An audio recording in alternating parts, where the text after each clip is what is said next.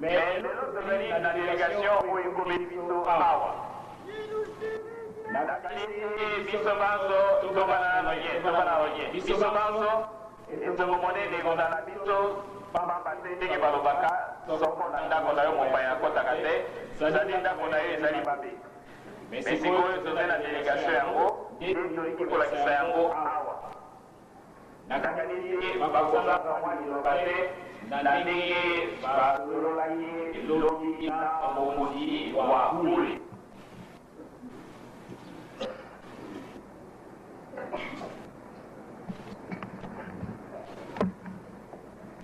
Je vais faire de l'église de l'unification puisque nous avons notre frère qui parle pas l'Igala, peut-être qu'on ne connaît pas très bien l'Igala.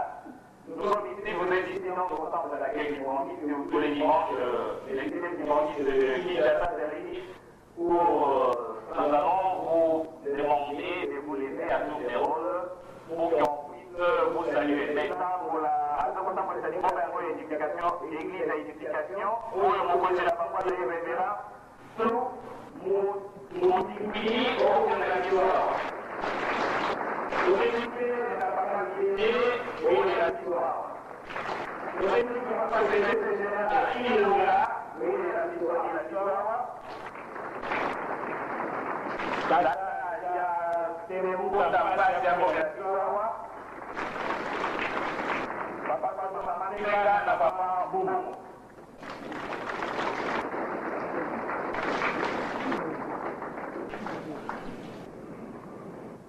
Qui conduit cette église depuis avant l'indépendance, puisqu'il a quitté le travail, il a cessé de travailler à l'administration le 20 mai 1959 pour s'occuper uniquement du travail de l'église de Papa Simon Kimbangu, qui a commencé son œuvre, vous connaissez très bien l'histoire, le 6 avril 1921.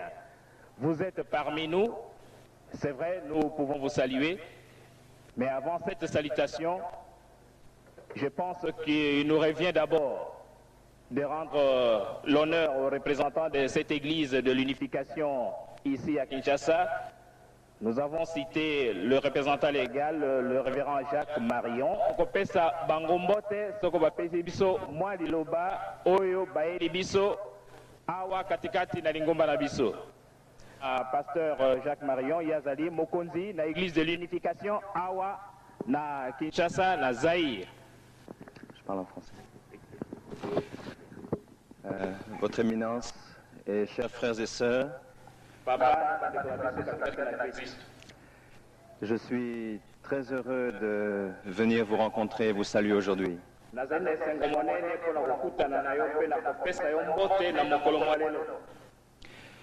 Je ne sais pas si vous pouvez facilement me considérer comme votre frère, puisque mon père a tué le vôtre.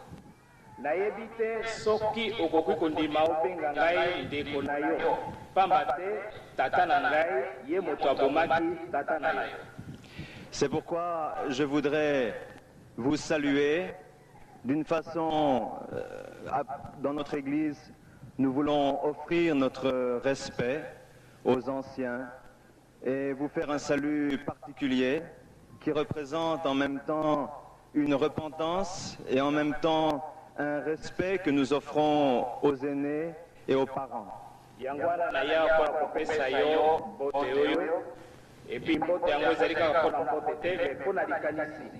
ya bakulutu nyonso na lingomba oyo mpe mbote yango esangani na ndenge ya bolimbisi na mayema nyonso tosalelaki bino.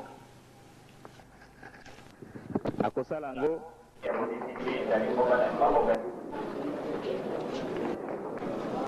Colonie française ya Cameroun. Jacques Marion abotami na mboka Cameroun na Afrika. Jacques Marion lokola bomoni yawa ayebi histoire ya colonisation ya bamindele oyo bayaki na Afrika na makambo bamindele basali na kati ya Afrika toyebi yango pe alobi yango ye moko. Nzoka nde pona ndenge wana atako azali français, atako makambo oyo elekaka na Zaïre to na Congo na tango bakangi tata na biso Kimbangu Simon batie na prison, bazalaki ba Belge, bazalaki ba français te, ye français alobi pasi wana nyonso mokumba ya bandeko na ngai bamindele oyo ndenge basali na kati ya Afrika ngai na kozwa yango pe na okende kosala kaka na Afrika pona fande sika moko na bandeko na ngai ba africain. Yango bomoni ata azali jeune akomikisi nano mbula 40 te, mais azali na mokano munene alobi na kosalela bango ndenge bango basalilaki batata na biso bamindele ngai na kozala muumbu na bango. Yango Reverend Moon tata na biso na Corée atindaki ye liboso abandaki na Maroc sika komi na Zaïre. Nzoka nde bandeko lokola bomoni to lokola na yebisi bino azali mobomi te, nde azali oyo aye pona kufuta oyo basalaka tango batata na ye bazalaka bakolonisateur na kati ya Afrika. Tala eloko nalingaki koloba po ete bondeko oyo ye asengi ezala bondeko ya solo kati na ye mundele na biso batu mwindo. Merci mingi.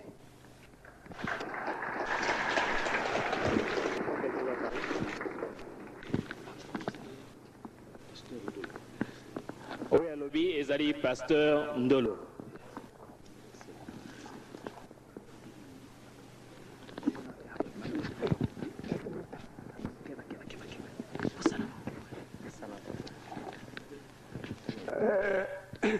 Ndinga ne ya mimono ya sina yena donc lusangolo mulanda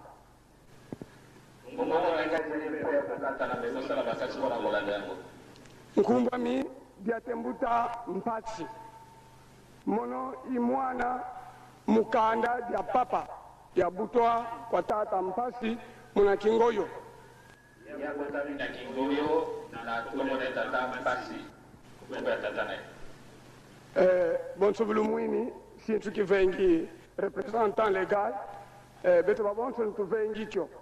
Eloko tosali tata représentant légal ya sali, so tosali kakantewa. Bonsoubulu pour les représentants légal. Yani watu fila ku kore. Mono ye madame. Représentant légal la liki, atenda kiso na kwele, na mwasi na ngai. Katoza ya mpila diamu kakutufidila kukoreko.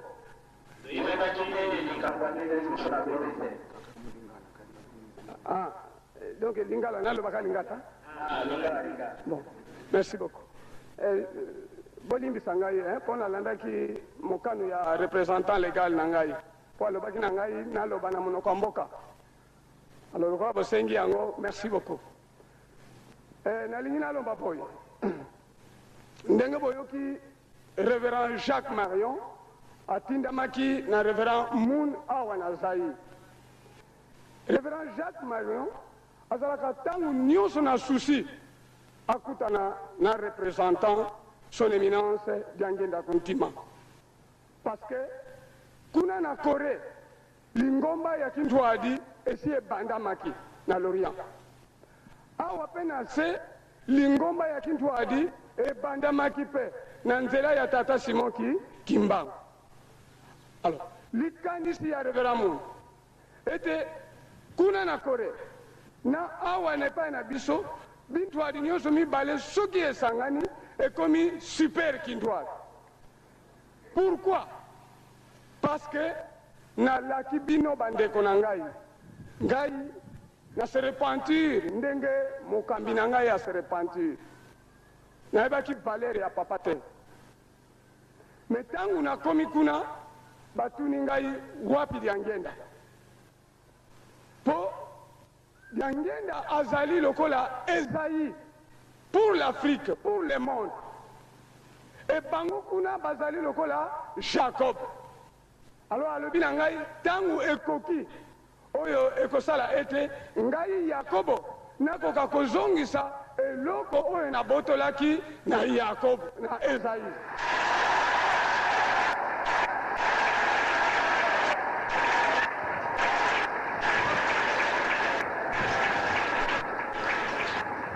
Pona nini? Yo ye yo moko. Ngai na lobi, ngai mukambi na ngai mutu na tindi ngai. Abi yo mutu komema eloko ngo, ngabi te. Abi bokena kopanda na esika wana. Natali ngabi, atako nazali mwana ya Diangenda, me mwana na vanda wana ezate. Nakene ko yebisa ye, ye moko alongola makolo na ye, aya bokutana. Bandeko na ngai na tuni bino. Na bokoko na biso. Soki mutu abungisi eloko. Bongo eloko wana emonani. Nani akoluka moyen akende kozwa eloko. Oyo azana eloko to oyo abungisi eloko. Yango na lobaki na papa. Ye alobaka tangu nyonso. Ngai na cholaki, vraiment na cholaki. Batu mingi bazali awa bayebi ngai awa nazoloba bakena kotuka nga lisusu. Mais advienne que pourra. Nalobaki boy. Papa, soki okolinga kotika biso na pasi l'Afrique et les Zaïre ezali yo moko. Mais soki olingi ko libérer biso na pasi oyo ya 4400 ans etali kaka yo moko. Mais ngai namoni longola makolo na yo kende kozwa eloko ya batu ozongisa na mboka. Yango wana tangu nayokaki maloba wana nasengaki nzela na mokambi na ngai alobi kende lobela bango kasi nalingaki te na yanga moko parce que ngai nazali nde motindami moto atindi ngai mon représentant légal le révérend Jacques Morion à travers le révérend Mbou. Yango wana nalingi nasilisa na kokende molai te parce que révérend ache alobi nyonso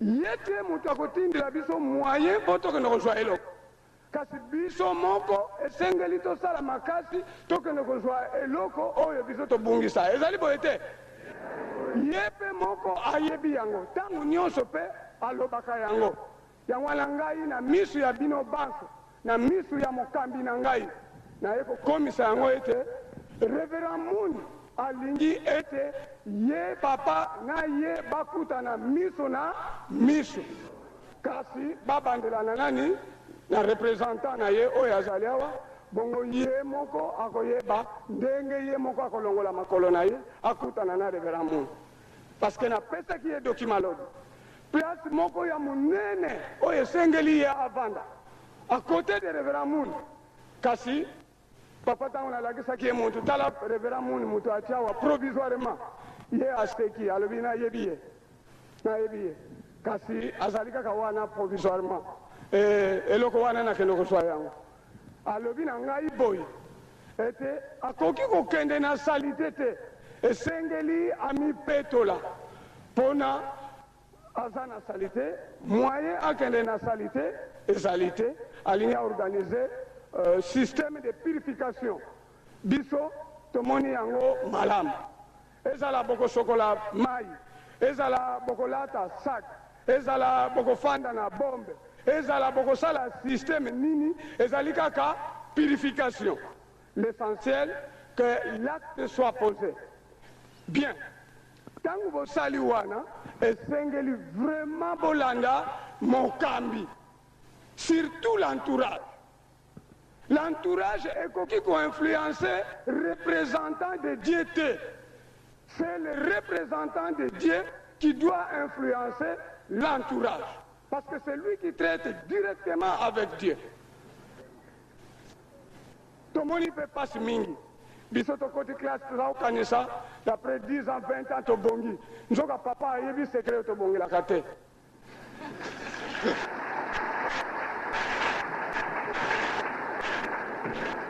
S'il vous plaît, je ne l'accuse pas en public, mais nasengi na ndenge révérend alobi na boboto papa akoka résoudre problème du Zaïre, de l'Afrique et de l'humanité.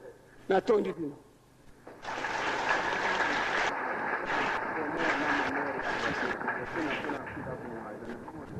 Ok. Nalobaki mwa biloko ebele na papa mais biloko mosusu elobamaka na cachette elobamaka na public te. Mais c'est vrai. Nalobi yango awa. Kervera mu nalobi bisengo to pasi ya Zaïre ezali kaka na mutu ya nani ya ye. Parce que ye mutu azali représentant de Dieu pour l'Afrique, pour les Zaïre. Botala nanu na Afrique mobimba. Et pas wapi lingomba lisusu typiquement africaine botami. Celui qui est au Zaïre. Donc le Baït Nzambe a préparé déjà un terrain d'atterrissage pour le bonheur. Donc on a vraiment dans le bâtiment l'or ba memakango en publicité ba botolango. Merci beaucoup. Mais vous allez en contact avec les révérends. likambo nini okoloba na public na wenze na balabala na likambo nini okoloba esika ozali na paroisse na yo, c'est très important. Yango wana batata pe ba mama tolingi nano kopesa bango mbote. Et puis merci beaucoup na ndenge oyo bakomeli biso na ndenge tobeta na kanisi musique wena opasa yango wana. Nous allons remercier la délégation de l'église l'Unification et nous vous saluons aussi comme il est de tradition, au nom du Père et du Fils et du Saint-Esprit. Au nom du Père et du Fils et du Saint-Esprit.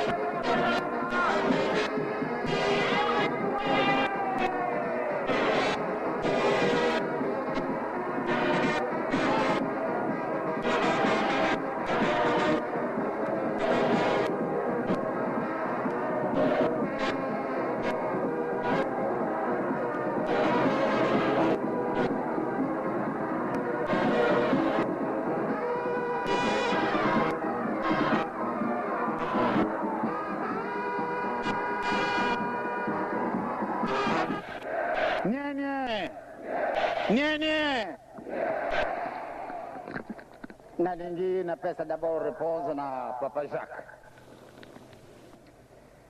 Et mon cher Jacques, réellement le début de votre phrase a été pour moi un véritable couteau. Vous avez touché les profondeurs de mon cœur. Pourquoi? Quand je sais très bien depuis 1921, les Congos belges, les Congos portugais, comme le Congo français, les trois pays qui ont connu la naissance de Papa Simon Kimbangu, ou bien le mouvement kimbanguiste, ont unanimement persécuté Papa Simon Kimbangu. Mais le langage de mon père reste un langage indélébile à nous. C'est pour cela que nous n'avons jamais gardé rancune contre quelqu'un. Et nous sommes persuadés que c'est grâce à cette persécution nous sommes arrivés au stade où nous nous trouvons aujourd'hui. Si nous devons découvrir les réalités de ce que vous venez de faire comme déclaration et votre geste de tout à l'heure, c'est vraiment parce qu'il était temps de le faire. Et nous le savons très très bien, les longs entretiens que j'ai eus avec M. Novadis, parce que celui-là, je l'ai tellement félicité, il était tellement patient. Quand il me rendait visite dans ma petite maisonnette de Mokoto, il arrive à 20h. Mais s'il trouve que je suis en train de manger, il part d'abord se cacher quelque part. Et une fois qu'on m'a averti que M. Novadis est là, je l'ai invité à table. Et en toute simplicité. Et après, quand il voyait qu'il avait du monde, sa première réaction, que je sers d'abord tous ces gens, et puis lui à son tour. Et quelquefois, on commençait notre entretien vers minuit, et on terminait vers 4h du matin. Et il était là toujours patient. Eh bien, mon cher Jacques, vous vous trouvez à Kinshasa. Jamais vous ne vous permettrez un jour de demander audience. Chez moi, on ne demande pas des audiences. Parce que ce serait une véritable injustice de notre part. Ou bien nous sommes des chrétiens, ou bien nous ne le sommes pas. Ou bien nous imitons celui que nous représentons, c'est-à-dire Dieu. Chez lui, on ne demande pas des audiences. Parce qu'au moment où nous sommes en train de prier, les autres sont en train de bavarder. Et il y en a qui sont en train de mourir. Alors, ceux qui sont en train de mourir, ils doivent demander le concours de Dieu pour qu'il puisse intervenir et de les accepter chez lui. Et c'est puisqu'ils n'ont pas demandé audience, donc on doit les faire attendre. C'est vraiment faux. Un serviteur de Dieu, chez lui, on ne demande pas des audiences. Donc chez moi, vous pouvez venir n'importe quand, je vous recevrai.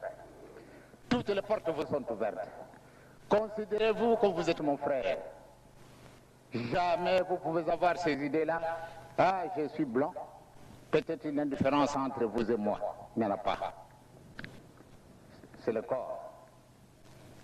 Ce sont les apparences. Mais là, c'est Dieu qui réside. Tel que vous venez de le dire. Tel que les amis l'ont répété. Je suis conscient. Je sais ce que je fais. Parce qu'il y a un seul guide qui nous guide nous tous. Je devais déjà me rendre aux États-Unis et en Corée. Mais la volonté de Dieu ne se manifestait pas encore. Ce n'est que pour ce moment, rien que par leur langage. Et quand j'ai pu répondre à une invitation qui m'a été lancée par le révérend Monde, pour la grande rencontre qu'il a eu lieu. Mais les circonstances de ce moment-là ne me permettaient pas de me déplacer. C'est parce que aussi, cela est la volonté de Dieu. Ce qui vient d'être annoncé publiquement, ils le savent très bien, puisque je leur ai toujours dit. Quand on parle de Jacob et d'Ésaü, réellement, le bon Dieu n'a jamais caché les choses aux personnes qu'il veut les transmettre. J'arrive souvent en Europe et souvent je rencontre nos frères français. Et il y en a qui rentrent en profondeur en conversation spirituelle avec moi. Non simplement des Français, mais tous ceux qui essayent vraiment de s'adapter à la vie spirituelle comme telle, je pense qu'ils me connaissent. Et moi aussi je le connais. Donc, mon cher Jacques, si je dois vous appeler mon cher Jacques, c'est pour vous montrer réellement quel amour j'ai vis-à-vis de tous, qu'ils soient jaunes, rouges, bleus, noirs, c'est mon frère. Donc vous êtes le mien et moi je suis le vôtre. Vous pouvez certainement compter sur moi et que n'importe quand vous viendrez ici, vous serez reçus. Jamais personne ne vous refusera la porte et non, papa est occupé. Sauf évidemment quand je suis cloué au lit pour des raisons indépendamment de ma volonté, je suis obligé de garder le lit. Alors là, c'est le Seigneur et nous ne pouvons pas l'incriminer non plus. Parce qu'il fait des choses et c'est en connaissance des choses qu'il le fait. Il ne peut pas faire quelque chose ou bien me donner la maladie. Aujourd'hui, pour monter l'escalier, là, j'ai le sciatique qui me fait souffrir. Vous voyez comment je suis maigri. Mais je tiens le coup. Je sais très bien pourquoi il a fait. Il m'a cloué pendant presque depuis le 19 avril que je suis venu ici. Eh bien, ce n'est que maintenant encore que je me remets. Quand j'ai appris surtout la bonne nouvelle et que vous viendrez Soyez toujours le bienvenu et vous êtes chez vous, vous êtes mon frère. Au nom de Dieu, je vous embrasse.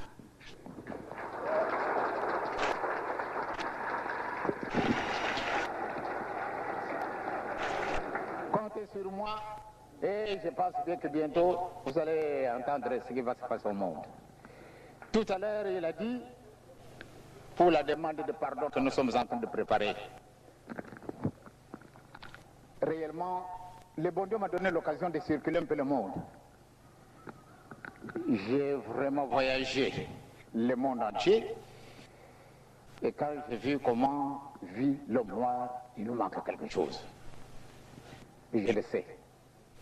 Et nous devons nécessairement nous remettre en place parce que l'erreur qui a été commise a été tellement si grave et le bon Dieu nous a tourné le dos. Heureusement, il continue à veiller sur nous. Et c'est ça qui nous fait vivre. Et vous avez dit tout à l'heure que ce sont vos parents qui ont tué mon père. C'est voulu par Dieu. Je l'ai toujours dit, que ce soit aux États-Unis, je l'ai répété, que ce soit en Australie, je l'ai répété, que ce soit en Israël comme en Égypte, partout où je suis passé. Je leur répète toujours ce langage, que c'est Dieu qui l'a voulu. Il a bien voulu tout d'abord voir si réellement nous l'aimons. Parce que sans quoi nous allions utiliser la violence, puisque nous ne manquons absolument rien. Mais nous n'avons jamais riposté une injure, une gifle, ou bien n'importe quel tourment qu'on nous a fait. Jamais nous avons répondu par la violence. Même dans l'état actuel, depuis 14 ans que je suis en vie. J'ai 74 ans depuis que je suis né. Mais jamais je n'ai injurié quelqu'un. Quand quelqu'un vous dit « Dieng est méchant », il y a un problème qui le choque. Donc ma présence gêne. Sinon je ne ferai jamais du tort à quelqu'un. Je ne suis pas de ce monde-là pour faire du tort à quelqu'un. Donc mon frère Jacques, vous êtes chez vous, vous êtes le mien et je suis le vôtre. Soyez assurés, vous tous, et que votre contribution en venant ici, c'est une très grande contribution. Malheureusement, vous n'avez pas suffisamment de temps. Mais cela ne veut absolument rien dire que c'est pour la dernière fois que vous venez ici. Parce qu'il vaut mieux à ce que nous puissions, comme j'avais fait pour Madame Kim. Madame Kim, quand nous avons été en Kamba, eh bien, quand elle est rentrée dans le mausolée, elle a parlé en coréen. Elle a été tellement profonde, moi je pleurais. Elle a utilisé un langage qui m'est inconnu, mais je pleurais. Puis par après, quand nous sommes sortis, elle a réagi. Oh. Mais papa, pourquoi vous avez pleuré? Moi je dis, ce que vous venez de dire, ça m'a touché. Il dit, tiens, mais c'est vrai. J'ai dit des choses tellement profondes, et je savais très bien que ça devait vous toucher. Parce que le bon Dieu a quelque chose. Voyez-vous, tout à l'heure, vous vous êtes servi de traducteur. Vous parlez en français, l'autre répète en lingala. Mais voyez-vous, nous avons un interprète tellement éloquent. Il y a des choses qu'il pouvait utiliser, et qu'il pouvait oublier, pardon, et qu'il pouvait les transmettre d'une autre manière. Et toutes vos pensées, elles vont là-bas. Mais il y a quelque chose qui vole toutes vos pensées et qui vole toutes mes pensées. Ils peuvent facilement vous les transmettre et ils peuvent facilement me transmettre vos pensées. Parce que l'homme est l'image. Regardez, pour rendre ma voix puissante, vous êtes arrivés, vous, grâce à vos rapports avec Dieu, c'est que vous êtes arrivés à faire de telles réalisations. Et nous autres, nous souffrons de cette grande privation. Et pourtant, nous pouvons facilement nous remettre. Et si nous nous mettons directement en contact direct, comme vous l'avez fait, comme vos parents l'ont fait, et si aujourd'hui vous êtes en train de perfectionner tout, absolument tout. J'ai toujours dit aux miens, à mes frères et sœurs qui m'aguisent, tout ce que je porte ici, quelle est la chose que je fabrique? Absolument rien. Absolument rien. Est-ce que je manque l'intelligence? Oui. Mais il nous manque quelque chose. C'est ça que nous voulons récupérer. C'est ça que nous voulons nécessairement obtenir. Non pas par la force, mais nous devons nous incliner, nous devons nous réduire à notre plus simple expression pour que le Seigneur nous le remettre. Et nous le remettrons. Et nous sommes sûrs et certains que grâce à vos prières, nous y arriverons. Je vous remercie encore une fois d'être venus.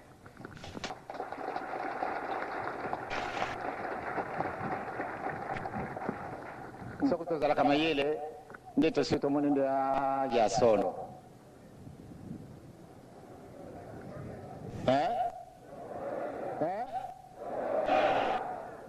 Tokotala makamazara ko yasima. Sokoto tambuli na solo nzambe akuseperesa bisu. Me sokoto tambuli na solo tokusala na bisu eloko moko te. Ifoto tojungisa singawana tokataka na ye nzambe na bisu na bisu. Singawana katanaki yangwana pe saliba ngopasi yangwana ne bayele isika na bisu.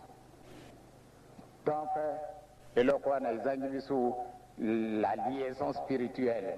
Puisque ça manque, muntu mwindu tuzalaka kana pasi. Tuzali na bisu na eloko moko te. Soko balakisaka bisu kusona bilamba te. Ndeto hivi yango kasi balakisi bisu. Même kusala meuble, même kusala soko eloko nini, il faut balakisa bisu. Bato basali ba université moko ya kamwa. Kasi basala ka eloko et totuni na basavant. Totuni na basavant. Kasi basavant na biso basala ka eloko te. Pana nini eloko moko izangi. Ya muke kasi tokuluka ka yango te. Yesu alumi na biso etotuluka liboso bokonzina dikolo masi bakupesa mana biso. Akosaki? Akosaki? Nde isika wana ekanga le nœud du problème est là. Il faut tuluka nzila tobongo sede kambwana. Tokani tika tatanza mena nkoli yesu na elimu santu apamula bisu apamula bango hapo kisa likambwana kwa tete bongo yango ndenge yango izali na 13 mwana pia elimu santu. Amen. Kimbangizwa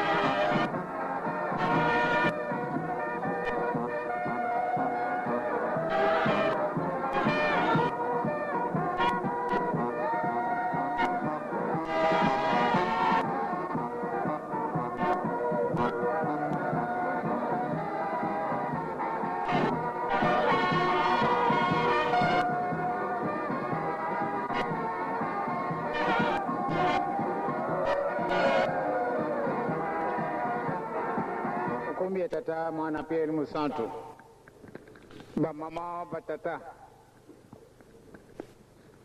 na kanisi tozele kukende mobema na bisu kumi musika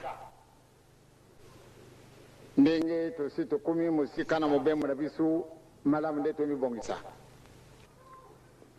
pamba te sokoto mibongisi te ekusala yo pasi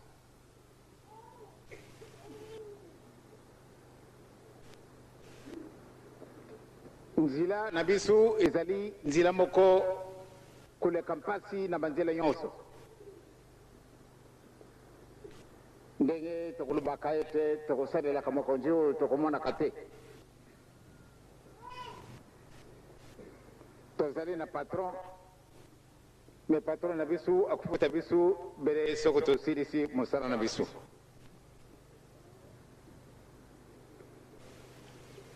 makambo maleki awa ezali mbala ya liboso te tomona makambo boye kasi pamba te mitu na biso mizalaka mwa ndenge mosusu sino oyo ebongisi nzambe tokuzwa yango kasi tokuzwela yango na pasi nakokamata ba exemple ya ndenge na ndenge bana tango bakutangaka soko surtout soko amoni ete tango na ye akozwa diplôme esi ekoki ezala universitaire ou bien secondaire mwana wana akuublie nde bakuliaka bakubusana ete bakulalaka mposana ezali ndenge nini po ate azwa diplôme diplôme ezali ouverture epesa accès na mutu azwa esika kitoko pamba te ezali esengeli ndenge wana abe mwana akusala bakasi soko azwi diplôme sikasika wa na ntango na biso ezalaki nango mpasi te kasi na ntango oyo ekomi na mpasi na boyo baza kosilisaka baklase na bango malgré azali na diplôme kasi pati azwa mosala ekomi na ye mpasi me na ntango na biso ozali lisusu na klase kasi basi bayibi ndenge yo okusalelaka basi balukilaka yo deja esika ntango okozwa kaka diplôme balobi ete okei na esika boyi kasi ntango oyo pamba te bauniversitaire bakomi mingi po te ozwa esika mosusu soko oza na mbongo te po te bazwa yo na mosala moye te ozala mayele ndenge nini kasi te lelo oyo mama na ngai tata na ngai mwana na ngai tozali na itumba munene etumba mosusu te oyo tokosenga bolimbisi likambo yango bozali komona yango lokola likambo pamba nalobaki na mokolo mayenga bana ba Israel po ate bazwa kubikisama soko basali likambo bien ya solo baoyo batindami na nzambe bapesi message tobusanaki ntango wana bakosala ndenge nini bakosanga na esika moko ntango wana oyo motambulisi na bango alobi tokosala boye bato wana balandi ndenge wana batindile bango ebe makambo wana balelaki bazwi lifuti mokolo mayenga na kamataki exemple ya Ninive ezali mbuka kasi Jonas alelelaka mpona mbuka wana ezalaki mpona bambuka mosusu te tata Abraham alelelaki mpona Sodome na Gomora eske bambuka mosusu bozalaki te kasi alelelaka mpona bambuka mibale wana kaka donc limite ezali donc soko lelo oyo tosenga bolimbisi mpona biso bazayirwa kaka alo nasali mosala pamba soko mpona biso bato mwindu kaka nasali mosala ya pamba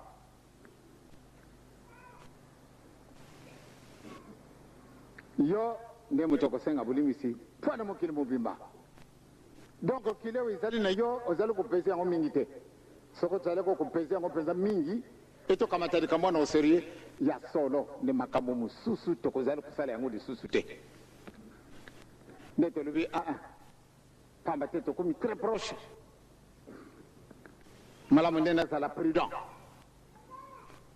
nyonso to na kosalela malamu nde napesi yango liboso po ate naokisa nzambe na ngai soni te kasi moyen kaka te natangeki na ntongo likambo moko oyo ya mbuta Moïse abali mwana mwasi Éthiopien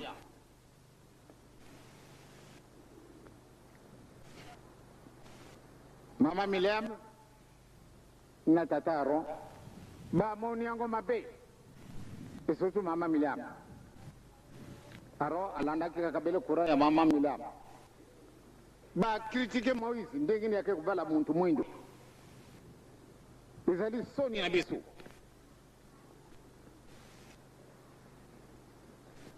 e sali bango passe Nzambe ndenge nalobelaki na monsieur Jacques Nzambe asi ayibi mawoyo mazalaki kumirumire tata na mama Miriam makambo wana masirikisi Nzambe ale akamati maladi ya mapata abwaki na mama Miriam pamba te ye mutu entraîné ke ndeko na ye Aron sikasika bamoni nde a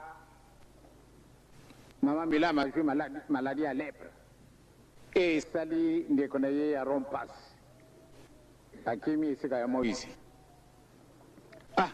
namoni nde ndeko na biso a joué maladie boye Moïse malgré asirikaki tango bangala kana ye panene abali muntu mwindu eh bien akena Nzambe akakulela Nzambe a bloqué bango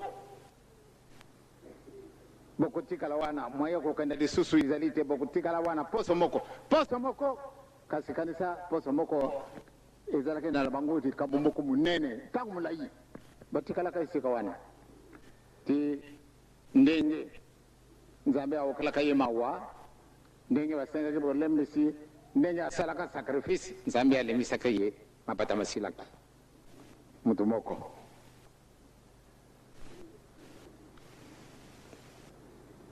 Yesu va crucifié na kulusu alui ete Nzambe limbisa bango pamba te baoyo esali bango bayibi yango ntina te na kamati likambo moko wana pati aluba bon ezali baka isolé sikasikawa yo ogénéralisé bato oyo balobi papa ya solo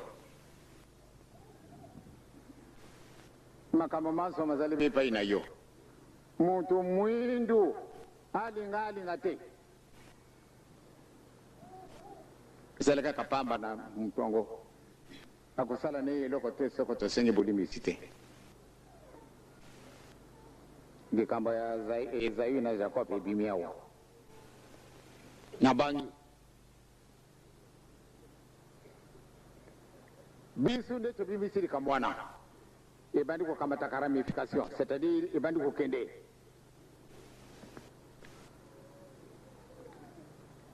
likambo yango ebandi kokende mpenza à 80 à l'heure et pourquoi pas à 100%. Bato nyonso bavandi komona nde solo likambo ezangi yo moto ozali kobongisa likambo wana osi oyibi yango vraiment soko omibongisi te ozali na pasi na biso ekosila te ntango wana nde tokoti boloko ya 300 ans mais nani molisusu okozala na kati na biso 300 ans wana oyo colonisation tomoni yango nanu te donc tokamata likambo na biso osérieux yango wana nazali kubunda kaka kubelela kaka esika na bino kolela kaka butu moi pana nini tozala na bolingo tozala bana na mibeko e tozala bana na misala makambo misato oyo ezali makambo mususu te oyo kokubikisa biso soko makambo misato wana te tozala strict na mibeko na bolingo na biso nakambata par exemple bon nakati na faki ceinture ya papa okomona bato mosusu bazali kuna bango bazali mibale bamusicien kasi bakolobanaka te ou bien na koreki, ou bien na jeteki, ou bien na dirigeant, ou bien na bana nkole. Bakulu bana kate. Balubi ete tukana kuoka na kabena likolo. Kasi ne yundo wopona mi. Mpato bongo serika mboboye. Mukolo wana ngai na lingi de biso nyonso tu. Kulata sake za nanguri kambote. Kasi soko bisu mususu. Na lati na ngandenge na lati boye. Kasi na likolo na chi saka. Wana lubini. C'est-à-dire na tosite. Yango na nazali na kubanga. Nazali na kubanga.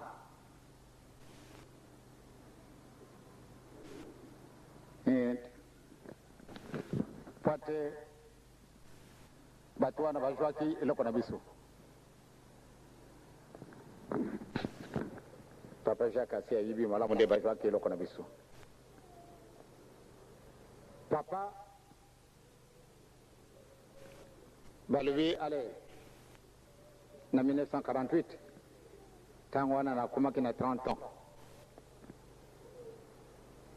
yezu abengi alobi yaka kimbangu ale namoni nde mpasi nayo esi esili namoni nde mpasi eleki mingi ngai namonaki mpasi ya mboye te lelo oyo ngai namoni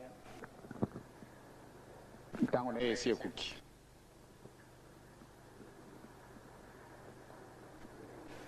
pana tina na pasi wana omoni nalingi nde obanda musalama yo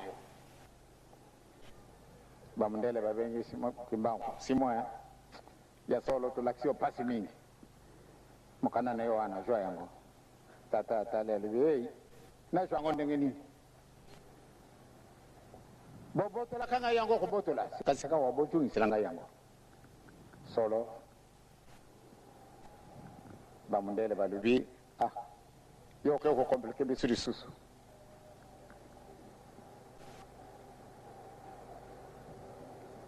jwa yango wana tena uzote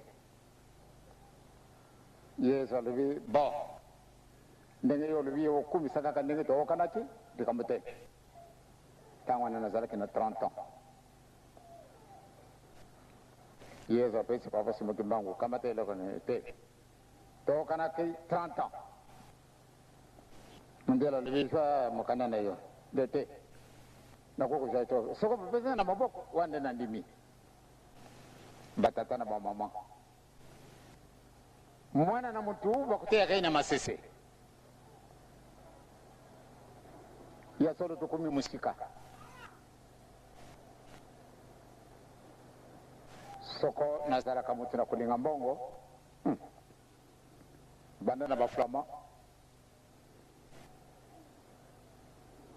kasi nazala kuchira kakaka pati bapesa biso ilokona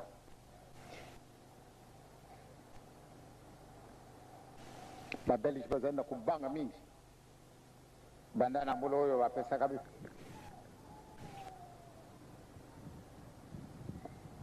oka kuna bakamati example ya Jacob na Isaïe soko landire kamondengo wana okara kokuma isika mususu omoni nde nzambe na ngaye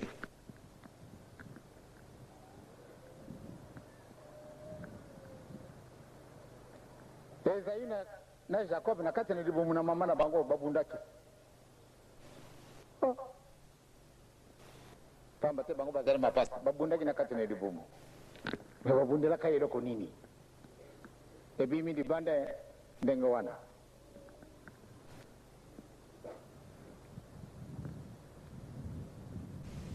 Isaïe azwaki nkanda moko kusekana te soka kutani na Yakob n'a rien à faire.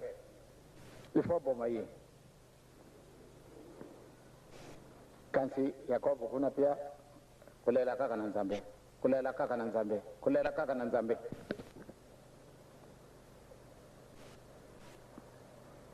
Sika wa boke yango. Na kokana na ngai sika kuna te. Eske tata, mama, mwana, tumibongisi mpoto tesena bulimbisi?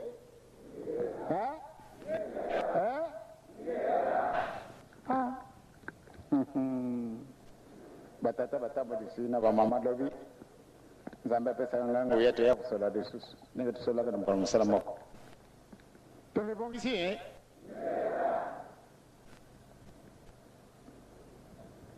papa mfuma ndongo ye oyo ngai na bangi ndenge nakosenga bulimbisi ngai ye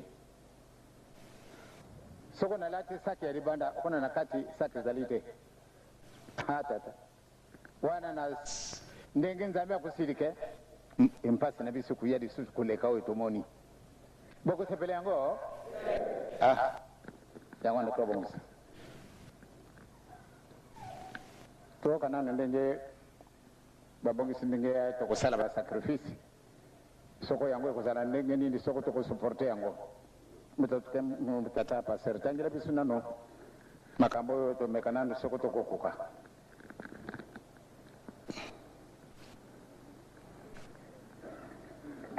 tokokende malende komekana kimia olengeli na ntina ya kokela to sacrifice omongo ya tata mwana mpe molemo sana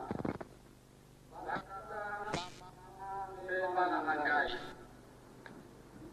yango ya kosenga molibisi ya lisumu ya makomo na biso Adamu na Eve esengeli bato banso tosala sacrifice tokokila monene oyo endimami na tata nzambe nanko Yesu mpe na tata Simon Kimbangu yango nde ya bobomi libala ya mutu na muyini satana elingi koloba bokabwani na mutu na tata nzambe na ntango ye akwei na lisumu ya kindoki.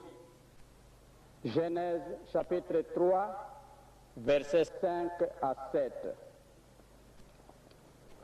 Ntango ya Mose tata nzambe alobaka na ye ete longola sapato na yo elingi koloba longola mabe na yo maso.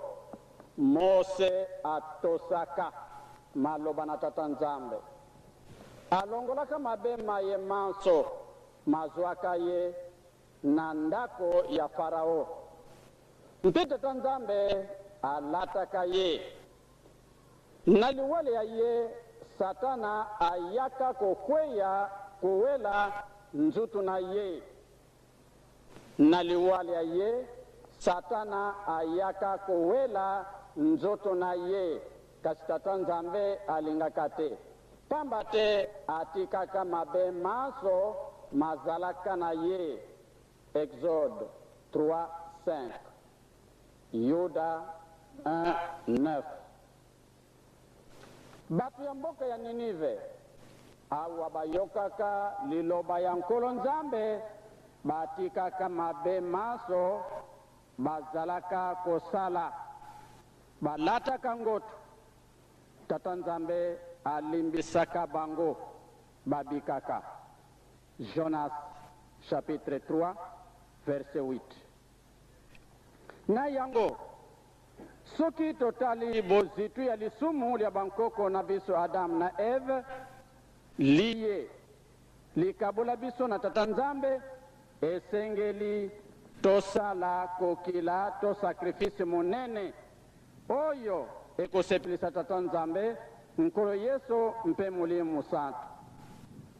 Sacrifice yango ezali ya kotika mabe libela.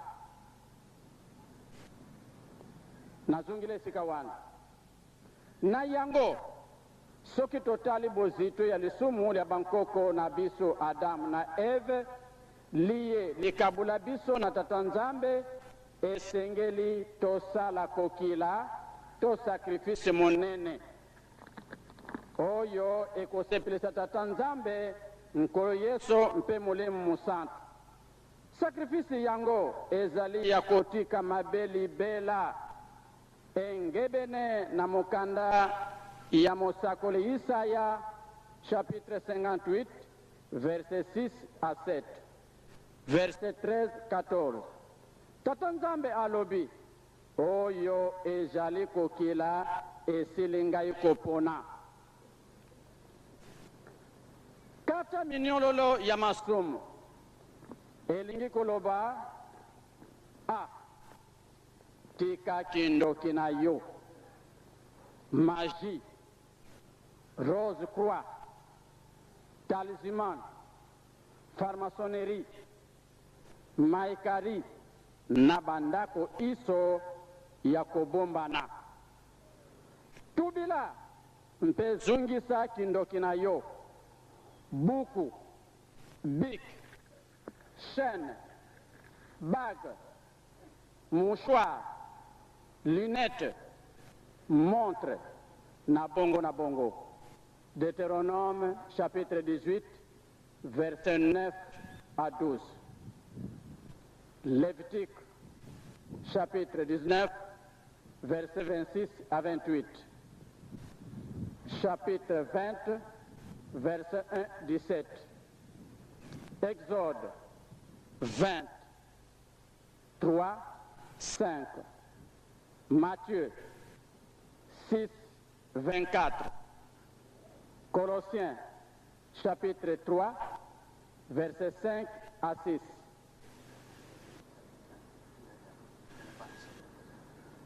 Nazungile na tena ba chapitre. Deutéronome chapitre 18, verset 9 à 12. Lévitique chapitre 19, 26 à 28. Les sous Bobele Lévitique dans chapitre 20, verset 1 à 7. Exode 20, 3 à 5. Matthieu, chapitre 6, verset 24. Colossiens, chapitre 3, verset 5 à 6. Michée, Mika, Nagikongo. Mika, chapitre 3, verset 3. Les sous na chapitre 5, verset 12.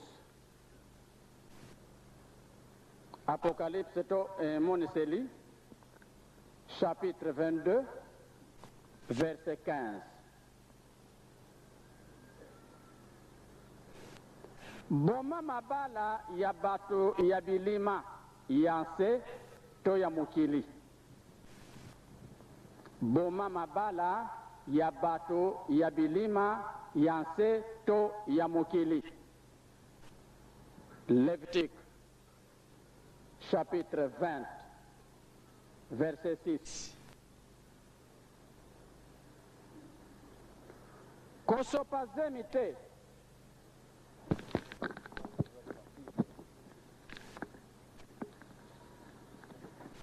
la mission est accomplie.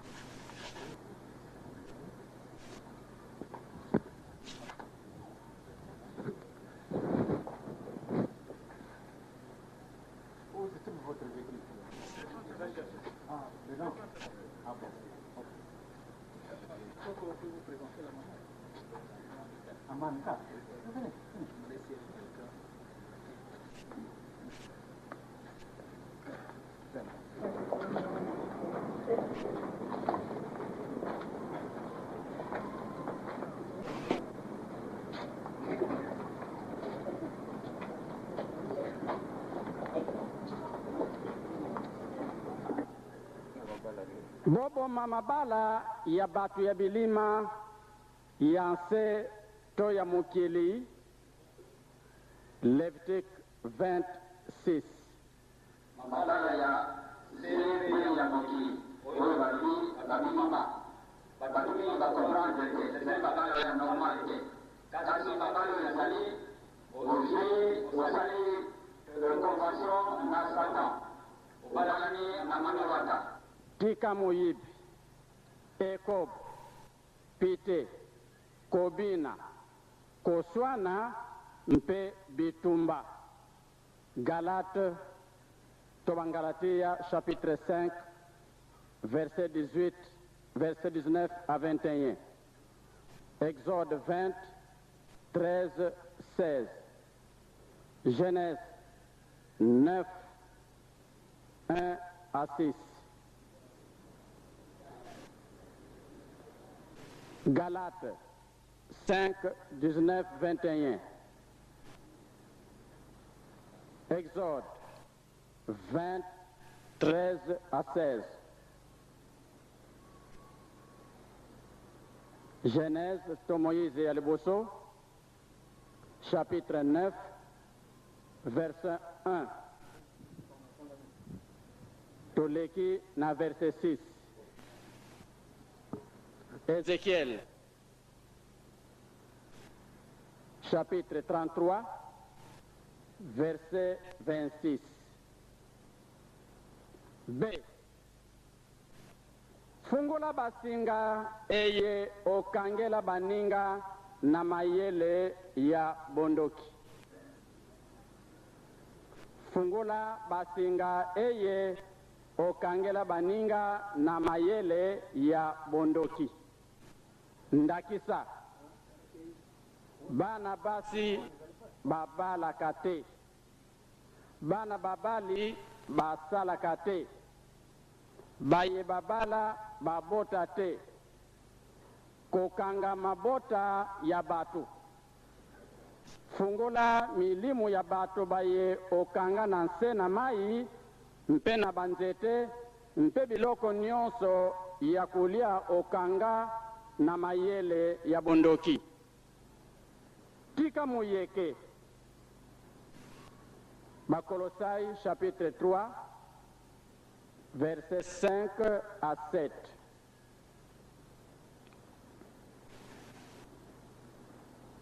Matthieu, chapitre 3, verset 8.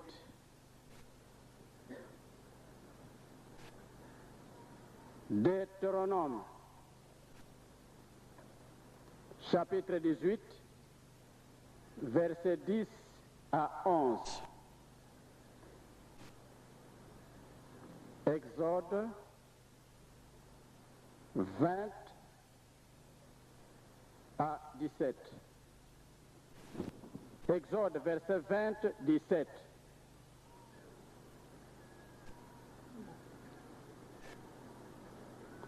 Torobi, Colossiens chapitre 3 verset 5 à 7. Matthieu chapitre 3 verset 8.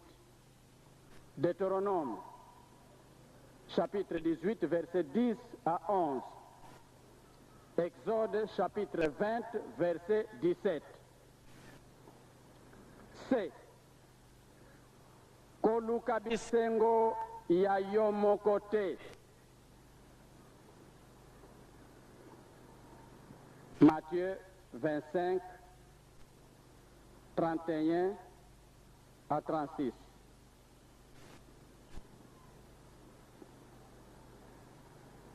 Un Corinthiens, chapitre 13, versets 5 à 7. Tika bawumbu na yo bazwa mpe bonsomi. Tika ndenge nyonso ya komonisa mutu pasi. Kabila mpe babola to batu baye bazali na nzala. Yambaka mpe babola na ndaku na yo. Latisaka mpe mabe, latisaka mpe baye bazali bulumbu.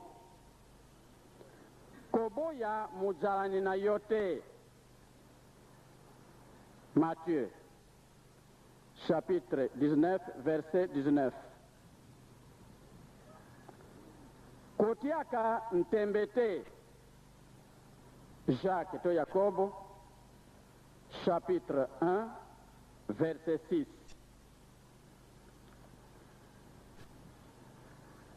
D. Kumisa mokolo mwayenga, kosala maye motema na yo elingi te.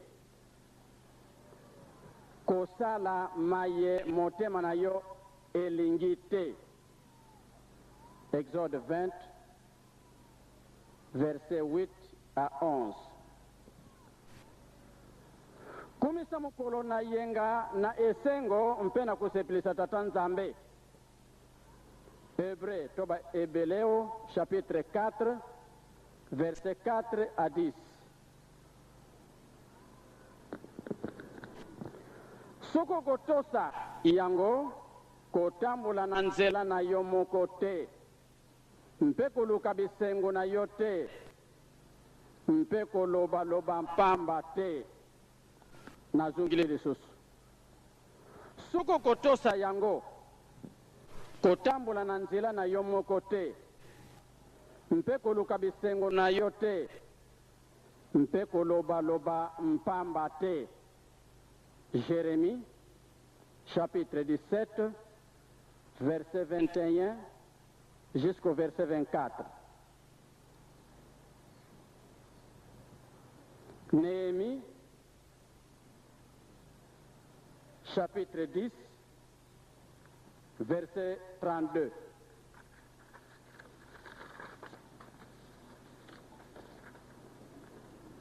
E likebisi na ntango ya kokila.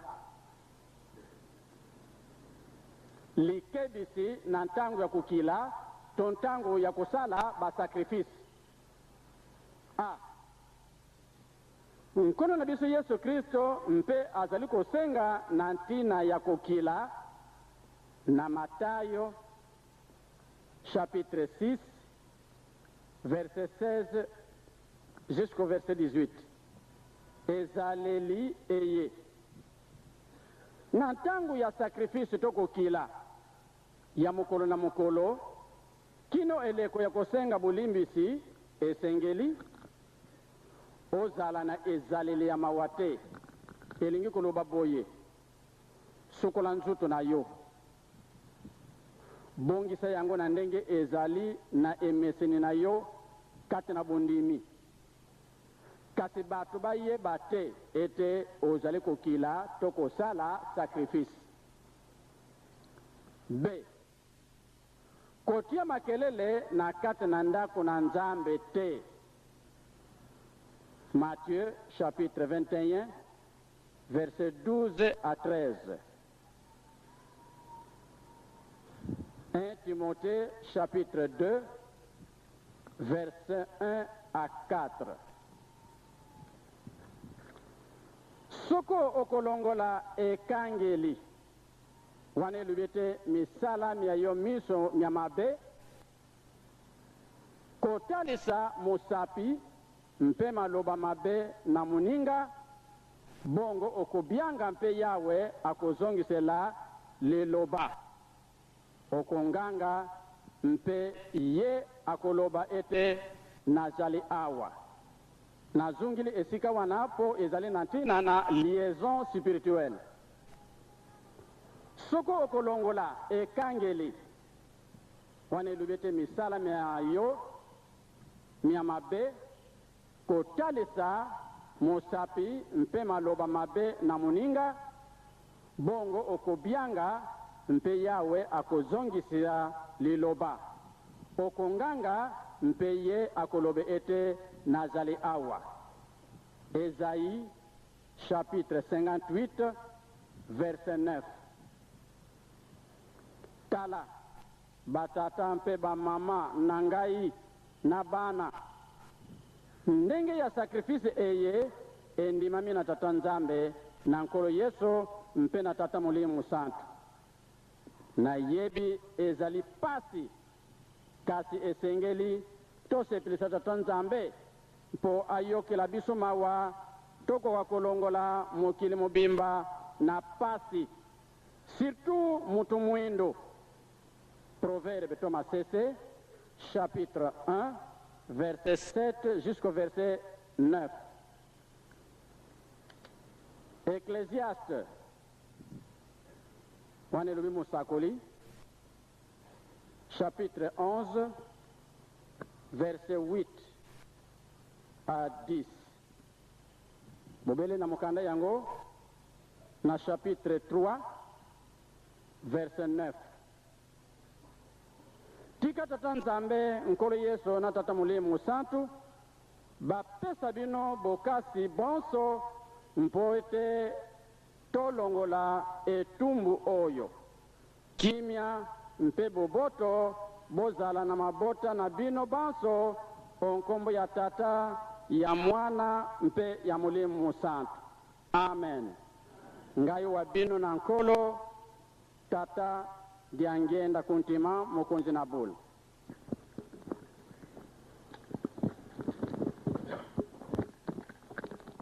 Kibakiso ye na moninde toleli na moninde mi toleli mwana kuluba na kusala ezala kama kambuboni mingi vraiment toleli biloko na totia kana sena beto ibouger sika bakomona nga mutu mabe papa kumi solo mutu mabe mingi bokolinga kanga yekasi na kanisi mingi bokulia lisusu malamu lelo te bokoloba papa abebisi boni tokokoka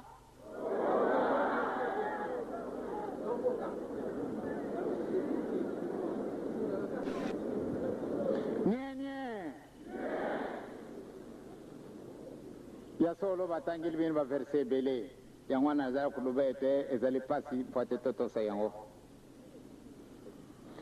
bato wana soko bango bazwa kaka esika moko mpamba te bazala mpe kolela mpona ezali soko mbuka soko ezali mwa mokili kasi yo mokili mobimba batata esiki tokokoka mingi lelo oyo tokoliaka ndenge wana bakomona nde nie mingi mpe tokokima lingumba nie bokoloba mpasi soko olingi kosalisa moninga akwei na mai soko okoki koluka liboso soko tosala ndenge nini moye te na basapatu na yo na ikoto yo olati na baninete okwei na mai epo ate osove moninga vraiment likambo wana ezali monene okolukaka makambo ye tuka tosi tozwi tondimi yango tokotika soko tokotika te bo nie ngai nasi na ndimi bino bolobi ete bondimi ngai namonaki nde ezali pasi soko okomi na ndako otanga bachapitre wana mingi tokosepela pamba te tokomonaka pasi oyo tokangami solo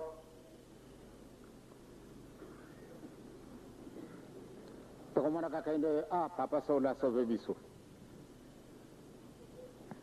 tobongisa likambo ekangami esika wana ndenge tolobaka na Kongo soko nakamatiri banga tango nakubaka gu kuna li nalingaki kokamata eloko te soko zukuzuku leki liboso te pamba te ezali ndenge wana nakende kozwa eloko ngai moko natundi na makila na maboko wana ondiri nasakani na nzambe yango wana nde nalingaki eloko wana ya biso bandeko na biso babelge bazali na kolenga pamba te ntango natindaki mokanda ete nakoya kozwa mikanda na biso oyo ya rehabilitation ya papa babelge bamoni mpasi tina mokoroma lelo soko bakanisika pamba te likambo yango ezali monene ekuna bazala kojiraka batata na bamama tokukuka bana pesi bino ntango lobi bino batambulisi ndenge tozalaki na mokolo malendi nayebi te soko tokokoka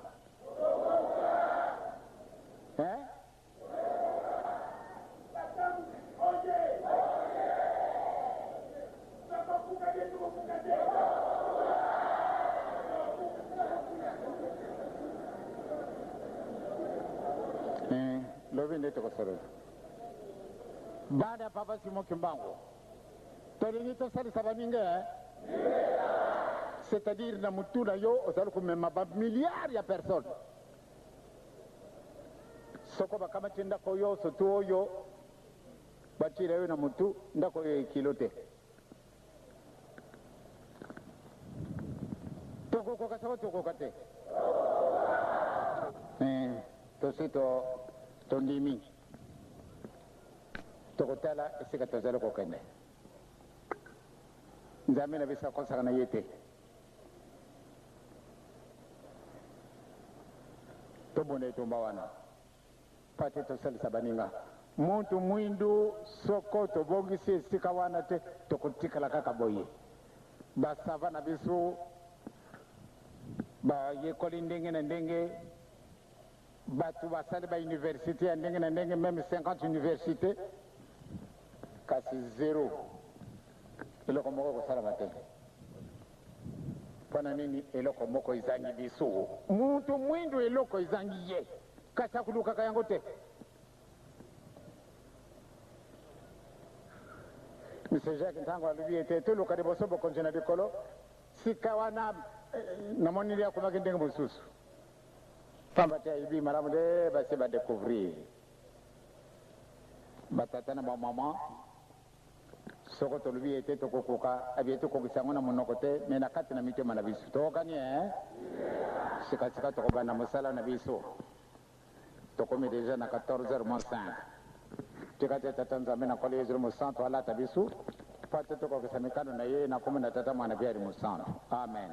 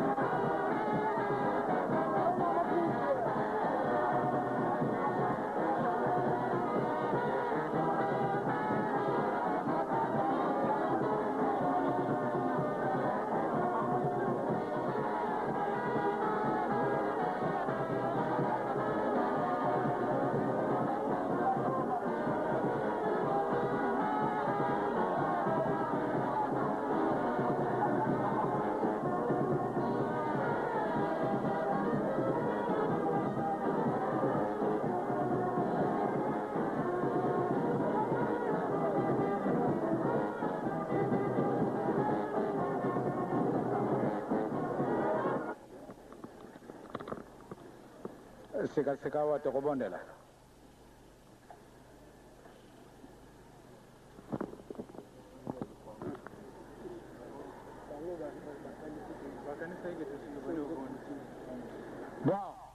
seka wote kobonda tena mko ale to bondela kuna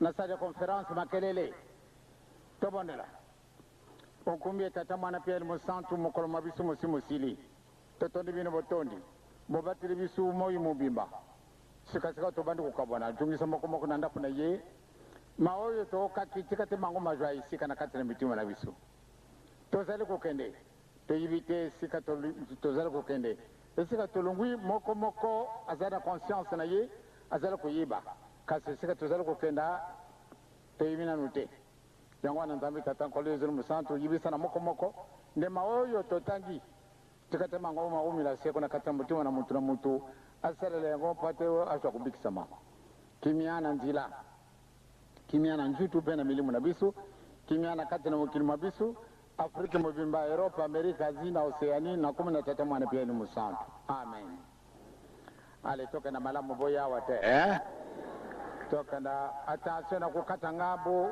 batu wa security kuna na balabala